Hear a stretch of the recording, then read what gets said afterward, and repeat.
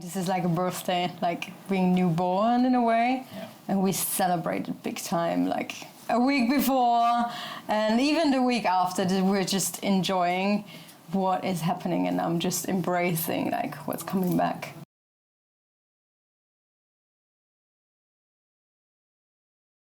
No. I mean, there were many questions coming up after having released my first album, Sirens, and then I had no idea what would happen if you just bring an album out into the world and then suddenly you find yourself playing South by Southwest in Austin, or you play in New York and you'd be like, oh, how did that happen? I didn't plan that, but great, it's happening. And then you fly back and you're home and you'd be like, yeah, maybe I should start writing the next record. And I did that. And then there was a turning point when I thought, maybe I'm good with what I experienced, and maybe this is it, and I should be grateful for having experienced this. And yeah, I mean, it took me some time to shed away those doubts and just going back to the desk and writing again. And this was like 3 very heavy months. And even after that, I was constantly writing, but this came back and I was like, really? Do I want to do it? Or is this it? Yeah. And I'm so happy that ever since I sat there and started writing, people like helped me, pushing me through this, being like, Laura, try it, go for it. And this is how I have my album now.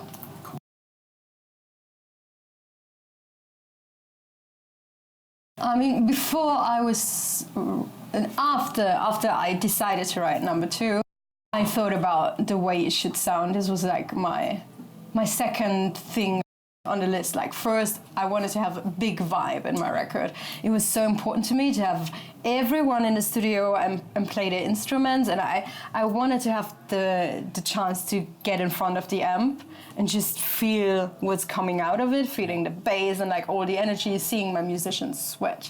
So this is like a big difference, because the first album was an in-the-box album. Like it was produced in a studio, but not really live recorded. And I was like, I want to go for that. This is what I need to have. So sound-wise, it's a big difference. And it was amazing having the opportunity to work with Christian Bethke, who runs Rama Studios in Mannheim. And he's pretty famous for noise and for live. And I was like, oh, you should listen to my stuff, and you should show me what kind of sound there is.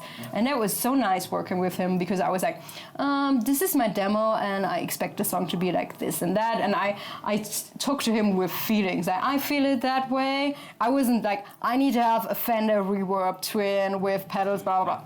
How would I know? But he could get into my conversations about feelings and stuff, and be like, yeah, I have a Fender for you, and I have a PV for you, and I show this to you, and that was just so amazing, like having the chance to being introduced to technique in a way. I just got more relaxed, grounded, mature, good feelings there. I'm in a good place now. You know, I received the feedback and it's overwhelming and it's really, really nice, but the healing process has been happening before. I mean, the recording was just getting out everything out of my body and out of my head, just like go away and be in my sound, be my songs, but not in me anymore.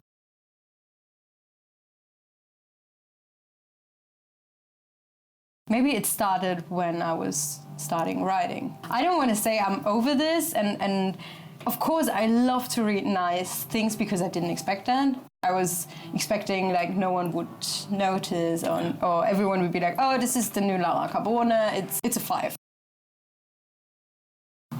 This is also like a big next step, because I have a new band that is with me live right now, and our first trip together was to Toronto. This is when my new guitar player came in, because my bass player Brody White and my drummer Jeff Collier have been with me ever since I moved here to Berlin.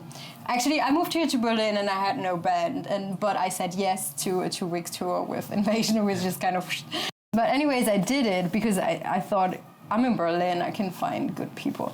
So I found Jeff Cordier on drums and Brody White on bass, and got introduced by Kip from the Pains of Being Pure Heart to Mark, who has joined us like now. And this is so incredible, being surrounded by so talented and awesome people, and being able to rehearse with them. Like, rehearsals are fun. I love rehearsals. I love us playing, and I love us traveling. It's just so nice being with them. And like, sometimes this happens that we rehearse like something whatever, and I can't sing because I'm so wow, what did he just do with his guitar, with my song? That was awesome. They touch me and I get goosebumps, like just being surrounded by that sound. This is just incredible.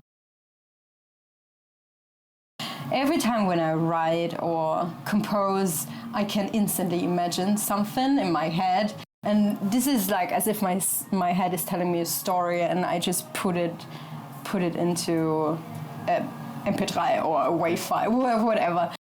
So I instantly know what my mind wants to see. So to me, it's kind of easy, just like also getting the images.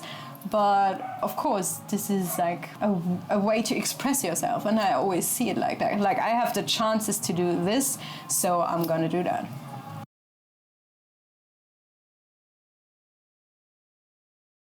Whatever you write is just a fragment of your life in a way. And I mean, I moved here, and I'm super open to see what happens, and I found this amazing band. I have a great home. I'm surrounded by so many nice people. Yeah, but I'm looking forward to also soaking in their energy and like seeing what does it do to me, and just be like, oh wow, this is a nice experience. Maybe I can put it into a song to like push it away from me, or whatever. I'm looking very much forward to start writing number 3. Also with my life set up with the band I have right now, because I feel like they gonna add a nice vibe